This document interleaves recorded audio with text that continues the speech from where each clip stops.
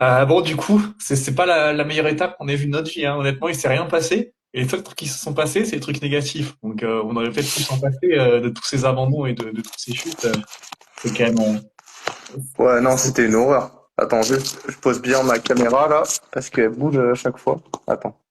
Ouais, le vol de Penouette, mais en plus, Penouette et Coquard, ils sont vraiment tombés assez fort et ils ont l'air de repartir sans trop de dégâts. Donc, ça, c'est plutôt pas mal de ce côté-là. Non, c'est une horreur l'étape du jour. Enfin, il se Ah, passe ben, rien, mais les seules choses qui se passent, c'est des trucs de merde.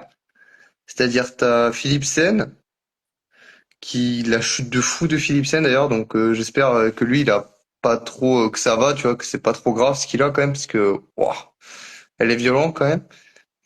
Et là, pareil, à la fin, que ça se rentre dedans, des trucs comme ça. ah Là, ouais, t'as non, mais encore la giga il y chute. avait des vagues mais dans T'as- tous les sens. Hein? C'était des vagues dans tous les sens. C'était vraiment Ouais, une. c'était une horreur absolue. Là, t'as Meus aussi qui avait l'air salement touché. Donc lui, c'est pareil, on Ouais. espère que ça ira quand même. Ben, je crois que je l'ai vu arriver. Donc, théoriquement, ça a l'air d'aller. Enfin, Je l'ai pas vu, moi, j'ai espérons. juste vu l'image juste avant où il est allongé par terre en train de Euh, tenir la clavicule. Mais c'était une horreur. mm. Ouais, c'est clair. Franchement, Et l'étape, bah, du coup, on peut repartir. Déjà, il n'y a pas d'échappée, donc ça, faudra m'expliquer comment il peut pas y avoir d'échappée sur une étape comme ça. Alors que bon, toutes les équipes n'ont pas Milan, Merlier ou Pogacar, tu vois. Donc, je sais pas, Arkea, Cofidis, Renard et Cocard, ok, mais c'est qu'il va mettre un mec dans l'échappée au cas où. Parce que de toute façon, Cocard, il est tout seul dans le sprint, donc t'as pas besoin d'équipier. Donc voilà, ouais, pareil non, pour non, mais Arkea, pour FDJ. Enfin, je trouve ça un peu nul de même pas tenter, quoi, parce que ok, hum, c'est très peu de chances d'arriver. Mais forcément, si tu tentes pas, tu n'y arriveras jamais, quoi. Donc, un peu dommage de ce côté-là. Après, tu as le sprint intermédiaire et là, tu as une sorte un peu de cocard qui se décale, qui se prend Rex. Du coup, ça, il rebondit et il part sur Philipsen. Et là, Philipsen, il part un peu n'importe comment. Il se fait très très mal sur un sprint intermédiaire. En plus, c'est même pas une arrivée ou quoi. C'est vraiment un truc hum. qui servait un peu à rien. Est-ce que pour toi, il y a un fautif dans l'histoire? On sait que Milan aussi se décale un peu à droite. Ou est-ce que c'est juste comme ça dans un sprint Non, pour moi, c'est juste pas de chance en fait. C'est-à-dire que Milan se décale à droite, Cocard le voit donc il se décale, mais le problème c'est que Rex et le train à Intermarché ils sont en gros dans son angle mort, donc il peut pas voir et il va pas se retourner en plein sprint en mode ah est-ce qu'il y a quelqu'un derrière? Ah non c'est bon je peux y aller. Donc c'est normal qu'il fasse pas ça. Et derrière le truc c'est qu'il cache le décalage un peu à Rex, qui du coup lui bah il garde sa ligne tu vois, mais donc quand il y en a un qui se décale bah forcément au bout d'un moment ça se rentre dedans. C'est un miracle. D'ailleurs, le sauvetage de Cocard, c'est quand même un miraculeux qu'il réussisse à se sauver sur la situation parce que c'était wow. Ouais. Ouais, mais du Et coup, derrière, mais il n'y a pas de Philipsen. fautif en fait, c'est juste pas de chance. Ouais, ouais, je suis à peu près d'accord. Enfin, il y a pas de fautif, mais en fait, c'est le même comportement qu'on voit depuis tellement longtemps dans les sprints, c'est-à-dire que c'est un peu n'importe quoi, tout le monde bouge un peu n'importe comment. Là, forcément, des fois, bah, ça finit sur une chute, c'est malheureux pour Philipsen. Mais ce genre de truc où tout le monde bouge, on le voit dans le sprint final, et c'est encore ce qui crée toutes les chutes, toutes les dernières chutes, Mais quoi. Donc, ça, mais c'est. encore, je trouve le sprint, ça va. Hein. Enfin, j'ai pas, moi de ce que j'ai vu, j'ai pas l'impression non plus qu'il y a tu sais, des gros mouvements brusques dans tous les sens. C'est pas des gros mouvements, mais à chaque fois, ça frotte, ça se tasse, ça se décale, ça arrive au dernier moment. Enfin, t'avais le dernier virage dans le sprint, là. C'était, à chaque fois, tu vois les mecs qui remontaient ils prenaient l'extérieur à toute vitesse. Et au bout d'un moment, bah, forcément, ça passe pas, quoi. Donc, Ouais. moi, enfin, faudrait vraiment faire quelque chose, c'est plus possible, les sprints comme ça. Un jour, on va vraiment avoir un mort sur le Tour de France, parce que, à cette vitesse-là, déjà, c'est un miracle. Quand tu vois Penouet et Cocard, comment ils tombent, les mecs, ils se relèvent, mais je sais pas en quoi ils sont faits. Les mecs, c'est des putains de robots. Ah, C'est c'est clair. viril et je crois on dirait qu'il y a rien, quoi. Ils viennent de tomber dans l'herbe, limite. Donc, Ouais, il y a même pas de ce que j'ai vu de profil, t'as même pas, enfin de face, t'as même pas l'impression que genre il a un genou ouais, ouvert ou un truc comme ça. ouais, En mode, tu sais, la petite chute, ils- tu sais, c'est le matin, t'es un peu au ralenti, ah mince, petite chute, bon bah, Non, mais c'est vraiment, clair. On a aussi eu, du coup, tu as parlé de la chute de Meus. Dans cette chute-là, il y a aussi Remco qui avait l'air d'être impliqué. Il a pas l'air d'être tombé très très fort, mais je crois qu'il est tombé. En tout cas, c'est ce que avait ouais, l'air c'est de ce qui a dire été dit, ouais. les commentateurs. Donc bon, ça semblait pas très grave, mais c'est quand même jamais anodin ce genre de chute. Donc bon, pas un Hmm. très bon début de Grand Tour pour Remco, mais heureusement pour lui, son coéquipier va chercher la victoire avec un sprint énorme de Jonathan Milan. Tim Merlier plutôt. Non, mais c'est une étape. En fait, je trouve que elle représente à elle seule tout ce qu'on n'aime pas avec le cyclisme aujourd'hui. C'est-à-dire que, en fait, je peux même pas blâmer les organisateurs parce qu'au bout d'un moment, c'est les coureurs qui sont sur le vélo et c'est eux qui font Ouais. ces mouvements. Les organisateurs peuvent leur mettre une ligne droite pendant 15 kilomètres, ils vont réussir au bout d'un moment à se rentrer dedans et il y aura des chutes comme ça, en fait. C'est un problème. En fait, il faut un juste équilibre entre prise de risque et sécurité, tu vois. Et ça, c'est le problème, c'est que tu peux pas faire grand-chose quand t'es organisateur, parce que bon, c'est les coureurs qui décident quand ils passent ou quand ils veulent pas. Donc avec l'adrénaline, bah t'es peut-être pas et la nervosité, t'es peut-être pas forcément lucide, et donc du coup, ça amène tout ce que ça a amené aujourd'hui. Mais c'est tout ce qu'on n'aime pas en fait. C'est ça se bat, ça se Mais en place même, partout pour rien, ça se bat dans tous les sens. T'as parlé des échappées, c'est un scandale qu'il n'y ait pas d'échappée, ah même ouais. si un vent de face. Enfin, je veux dire, c'est le Tour de France. Il n'y a pas une équipe invitée qui aurait pu mettre un mec devant. Genre, même si c'est peine perdue, t'as une invitation, profites-en, tu vois. Ouais. Je sais pas, Arkea, ils cherchent un sponsor total. Ils vont peut-être en chercher un aussi si le sponsor se barre avec Ineos. Mais t'es un mec devant. Tu vois, ça paye pas de mine, ok, ça va pas au bout, mais bon, t'apportes, enfin, tu vois, c'est une échappée publicitaire, quoi. Genre comme les Jérôme Cousin à l'époque, qui, lui, il avait fait 100 bornes en solitaire à un moment, il avait continué parce que c'est le Tour de France. Bah, justement, ramenez-moi ces mecs. Ouais. Non, Et mais même c'est, pour le grimpeur, tu vois. Même pour le grimpeur, ça aussi, c'est un scandale, t'imagines? Wellens, il est allé se taper une échappée, il s'est relevé en plus alors qu'il a 2 minutes d'avance pour éviter à Pogacar de faire les protocoles. Mais t'as vu, c'est un irrespect pour le maillot, je trouve, hein. ouais, non, Je c'est sais pas, genre, il y a une volonté de tout calculer. Je trouve ça horrible, je trouve que ça tue le vélo. Un maillot, ok, le maillot à poids, peut-être pour Poga, ça représente rien. Je peux comprendre, il a déjà gagné 2 fois, tu vois, mais tout ça pour éviter 1 heure de protocole, sans déconner, tu vois. C'est triste, quoi. À quoi il réduit un maillot distinctif sur un grand tour? ouais, non, mais je suis complètement d'accord avec toi. Et d'ailleurs, je me demande, est-ce que c'est pas la pire étape que j'ai jamais vue sur le Tour de France? Et honnêtement, on doit pas en être Ah, très loin. franchement, ouais, hein. Parce que des étapes chiantes, il y en a eu. Mais après, tu vois, ça arrive, ça fait un sprint. Là, c'était chiant. Il y a eu énormément de casse. Et ouais, il y a même pas eu d'échappée, il y a rien eu. Enfin, c'est quand même une dinguerie. Ouais, c'est... Après, pour du coup, le problème du sprint, c'est que j'étais un peu focus sur les chutes en fait, donc j'ai pas forcément bien pu voir. Milan est quand même parfaitement emmené et il arrive quand même pas à gagner, donc Merlier vraiment très très fort. Et on voit bien que voilà, si on enlève ces deux mecs-là, il y a quand même une différence avec le reste du peloton. Donc, à mon avis, Ah ces bah deux mecs-là c'est... vont se disputer un peu toutes les victoires sur l'étape de sprint, quoi, parce qu'il n'y a pas grand monde qui arrive à la hauteur. L'abandon de Philipsen est regrettable, je trouve parce que tu avais un Ouais. troisième mec qui puisse très bien lancer, mais voilà, Merlier très très fort, c'est joué vraiment à quelques centimètres. Hmm. Là, c'est vrai, bah, ils font partie du top 3 des meilleurs sprinteurs au monde. Il y a Guermay qui les a titillés hier sur le sprint inter. Et bon, la première étape est un peu particulière avec tout ce qui est bordure, mais Guermay a l'air quand même d'être en plutôt bonne forme, même si en plus aujourd'hui il fait sixième, alors qu'hier il se tape le guidon dans la jambe. Si j'avais bien compris ce qu'a dit le DS, assez surpris quand même en tout cas. Enfin, bien sûr, c'est une bonne surprise de le voir être en mesure de d'être quand même là dans l'emballage final. Alors ok, c'est pas un top 5, c'est un peu loin, mais bon, il passe à travers les chutes, etc. Et vu le bordel de l'arrivée, c'est compliqué de vraiment tirer des conclusions.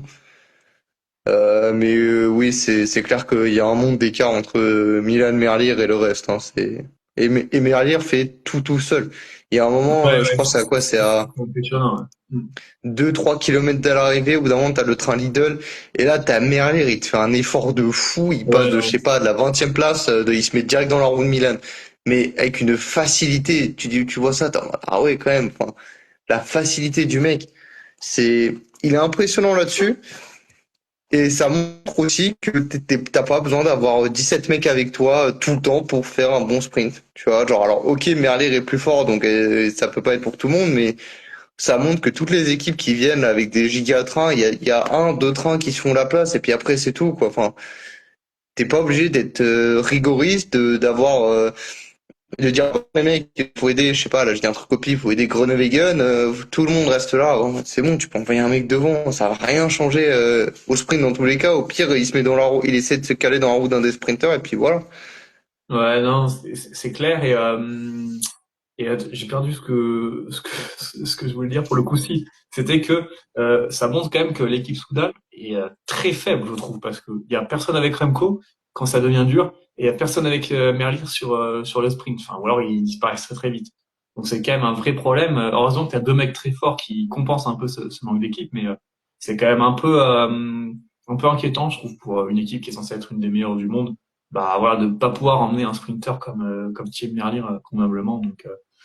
Donc Après, voilà. la start list se prête pas trop à ça, c'est-à-dire que bon, t'as Oui, quand même, c'est vrai qu'à à moins de part Van Lerberg, le reste, ok, bon, les Sharman, les Enkorn, et le encore biathlon, Enkorn, lui, il a protégé Remco, ou les Cataneo, tu vois, ils peuvent rouler, mais ça reste quand même des mecs à la base qui sont là pour aider en montagne. Mais ça manque, je sais pas, d'un mec comme style Yves Lampart, tu vois. ouais, ouais, je suis Un bon d'accord. gars qui peut être là, qui protège et qui roule également, tu vois. C'est peut-être ce genre de mec qui manque dans la compo de l'équipe, mais c'est clair que, depuis le Dauphiné, petite spirale négative globalement pour l'équipe. Là, Remco en plus qui chute, pour moi, ça va remettre quand même pas mal de choses en question pour Chrono. À voir si c'est une grosse chute ou non, mais c'est jamais anodin. Surtout que là, il a déjà, je sais pas, je crois, il a quoi, 40 secondes de débourse sur Poga. Ouais, à peu près, ouais. Moi, je restais assez confiant quand même par rapport à ça, à reprendre ses 40 secondes Poga au chrono. Là, j'avoue, j'ai pas vu si c'était une grosse chute ou non pour lui. Il avait pas l'air très touché Mais quand ça remet quand même. même quelques petites choses en question et vraiment même mentalement puis ça doit être dur parce que bon alors il fait pas non plus les efforts lui-même pour se bien se placer, on l'a vu hier et avant-hier, mais quand la première étape tu perds 40 secondes, bah déjà c'est pas bon, hier ça a rien, il est vraiment à rien aussi de reperdre du temps à cause de son placement, hein. Ouais, Donc ouais. c'est encore dur, là tu chutes. Ouais, mentalement, faut être costaud, hein, parce que c'est vraiment, vraiment pas facile à le début de Tour de France pour Remco. Donc, on verra demain et au chrono comment ça va pour lui, mais attention pour la suite, hein. Ouais, non, c'est clair, je suis complètement d'accord. Je pense qu'on a dit à peu près tout ce qu'on avait à dire sur cette étape-là. On va pouvoir passer à la preview de la prochaine étape, qui arrive à Rouen. Et donc une étape un peu dans le même style de celle d'hier finalement, donc avec pas mal de difficultés sur la fin. Est-ce que toi tu vois un favori s'imposer ou alors peut-être un sprinter qui passerait bien les bosses, je sais pas, un Girmay, un mec comme ça. Qu'est-ce que tu vois toi? Moi, je vois pas un sprinter passer parce que l'enchaînement dans les 20 derniers kilomètres, des petites bosses là, je pense que ça va être fatal à tous les sprinters. Même un, même un Girmay, les mecs voilà qui passent extrêmement bien les bosses, je pense que même pour eux ça va être trop dur. Enfin, regarde là. Rampe de Saint-Hilaire à 800 mètres à 9%, côte de Belleboeuf, plus d'un kilomètre à 9%, ça passera pas, hein. Bah, Et derrière, ça fait, t'as même ouais. pas le temps, tu sais, c'est pas, t'as une petite côte et derrière, je sais pas, t'as 10 kilomètres de plat. C'est derrière, ça fait que monter, descendre. Donc, j'ai du mal à voir un sprinter tenir devant, honnêtement. Je pense que ça va être comme hier pour les favoris. Ou Van Der Poel. Sûrement pas une arrivée à 45 comme hier. Je vois plutôt un groupe d'une vingtaine de mecs réussir à se détacher. Surtout que bon, entre le sommet de la rampe Saint-Hilaire et l'arrivée, t'as à peine 5 kilomètres, dont une partie en descente. J'ai du mal à me dire qu'il va y avoir 50 mecs qui vont tenir et pouvoir jouer la victoire. Mais demain, pour moi, ça joue entre Van Der Poel et Pogacar, honnêtement. Ah ouais, bah, moi je verrais bien un mec un peu surprendre tout le monde, un peu comme Vauquelin, ce que Vauquelin essayait de faire hier, de voilà, de profiter d'un marquage entre Van Der Poel, Pogacar, Remco, Vingegaard et tout, et sortir. Euh, Moi je verrais bien ce genre de scénario-là arriver parce que c'est quand même compliqué de tout contrôler. Et comme tu as dit, en fait, avec la descente et tout, au final, si t'as un mec qui prend, je sais pas, 10 secondes d'avance dans la descente, tu le revois pas, je pense. Donc moi je verrais bien, c'est aussi Ouais. que j'aimerais bien voir, pourquoi pas une victoire française d'un Vauquelin ou d'un Grégoire qui sont quand même. Objectivement, moi, si je devais dire en français, j'aimerais bien Vauclin demain. Ouais, Parce moi qu'avec aussi, le bah, chrono qui il a l'air arrive très fort. là dans 2 jours, franchement, je me dis qu'il peut faire un sacré coup, hein. Ouais, non, c'est clair. C'est clair. Après, évidemment, le choix de la raison, ce serait Van Der Poel parce que vu sa vitesse au sprint et puis sa qualité à passer les bosses, voilà. Est-ce que tu penses que Vingegaard va retenter un peu de foutre le bazar ou Pogacar ou même Remco peut essayer de reprendre un peu de temps? Est-ce que tu vois un favori essayer un peu de repiéger tout le reste ou pas? Alors Remco, je pense que lui, il va surtout être dans l'optique de voir comment il se sent par rapport à la chute. Donc je pense pas que Remco va tenter quoi que ce soit. Il y a le chrono dans 2 jours, donc je pense qu'il va essayer de limiter au maximum la prise de risque, puisqu'il sait que techniquement sur un chrono, c'est là où il est le plus fort. Donc je pense qu'il va essayer d'éviter de griller trop de force, surtout avec ce qui s'est passé aujourd'hui. Vingegaard, ouais, je pense qu'il va attaquer pour mettre un peu la pression à Pogacar et le déstabiliser, parce que là il est vachement offensif depuis le début du tour, vachement proactif, que ce soit avec les bordures sur la première étape ou hier quand il a attaqué à 2, 3 reprises également. Je pense qu'il est dans l'optique d'essayer de déstabiliser un peu, de pas pousser à l'erreur. Mais ça m'étonnerait qu'il fasse de grosses différences. C'est trop court en fait. C'est 800 mètres à 9%, c'est trop court et c'est pas. Et si l'arrivée était au sommet de la dernière côte, enfin de la rampe Saint-Hilaire, là il pourrait y avoir un petit écart, mais je pense pas que. Je pense que si Vingegaard sort, il roulera pas avec Pogacar. C'est comme sur l'étape des chemins blancs l'an passé. Ouais, ouais, ouais, c'est vrai. J'ai du mal à voir qui que ce soit rouler, que ce soit avec Poga. En fait, pour Poga, s'il veut partir vraiment dans un petit groupe, faut que Van Der Poel soit avec lui. Ouais. Et c'est tout. Sinon, il y a personne qui va rouler avec lui. Bah ouais, c'est clair. Bah, on verra demain. On espère une victoire française parce que c'est vraiment une belle chance pour demain. Même un Axel Laurence qui a paru quand même assez fort sur la première étape. Hum. Voilà, n'hésitez pas à nous dire vos pronos. Et puis, voilà, je pense qu'on a fait le tour de l'étape de Ouais. demain. Et on se retrouvera demain pour un nouveau débrief. Allez, salut les gouttes.